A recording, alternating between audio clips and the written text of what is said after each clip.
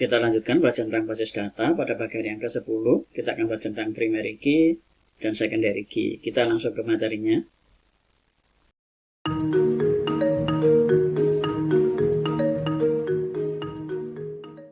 Kita buka kembali database DB Toko ini di dalam tabel barang.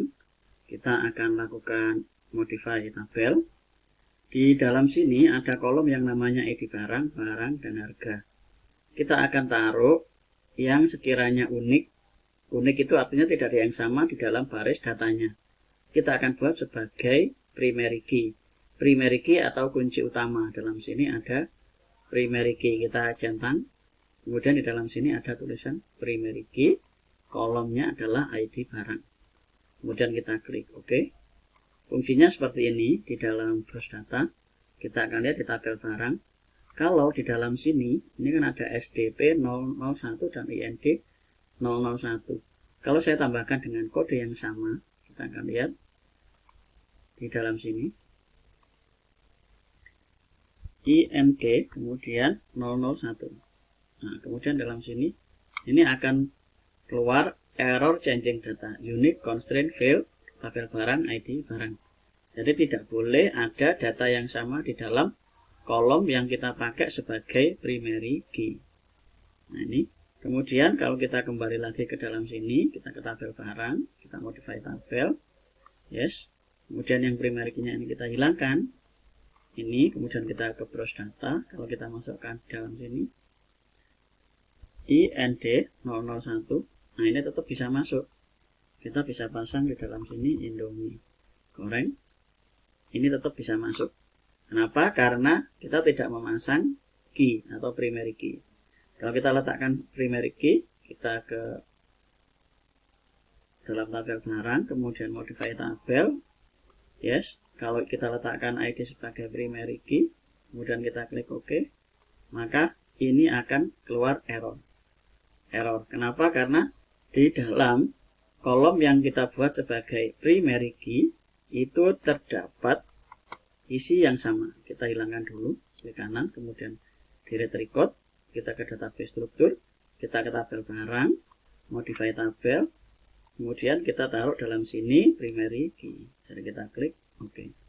Nah itu fungsi dari primary key atau kunci utama. Jadi di dalam setiap tabel itu harus ada satu kunci utama. Sekarang kita berikutnya ke dalam tabel transaksi. Di dalam tabel transaksi kita ke modify tabel. Di sini ada nomor transaksi, ada tanggal transaksi.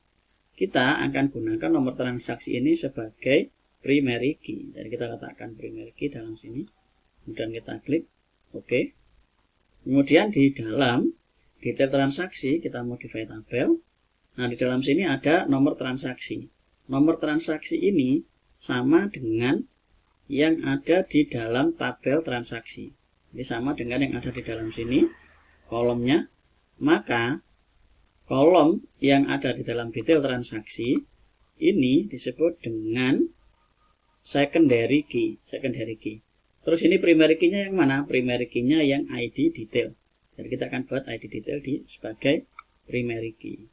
Nah secondary key ini tidak ada tulisan di dalam sini. Ini hanya menunjukkan bahwa nomor transaksi itu terdapat kolom yang sama dengan yang ada di dalam tabel transaksi. Nanti kita akan di video berikutnya kita akan belajar bagaimana fungsi dari secondary key ini.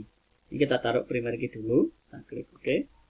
Kemudian di dalam toko ini kita biarkan saja karena ini tidak akan kita gunakan nanti di materi berikutnya tentang relasi. Jadi tabel barang kita sudah pasang sebuah primary key dalam satu tabel yang kita perlukan untuk relasi, kita pasang dulu primary key-nya. Kemudian di dalam sini terdapat primary key dan nanti nomor transaksi akan digunakan sebagai secondary key. Jadi secondary key.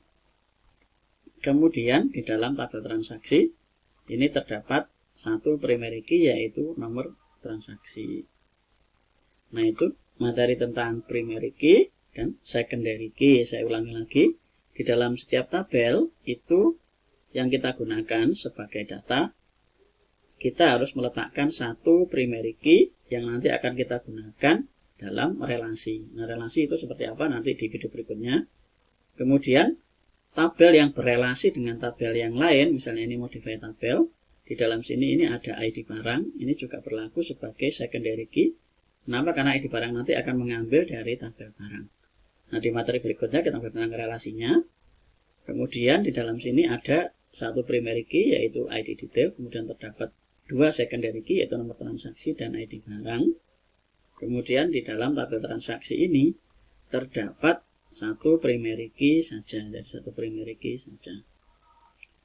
Nah, itu materi tentang primary key dan secondary key. Untuk fungsi dari primary key kita sudah lihat. Primary key untuk supaya di dalam kolomnya ini tidak boleh ada yang sama. Kemudian yang kedua sebagai kolom untuk relasi. Apa itu relasi? Di video berikutnya kita akan belajar tentang relasi. Nah, itu saja materi tentang primary key dan secondary key. Kita lanjut ke video berikutnya. Terima kasih.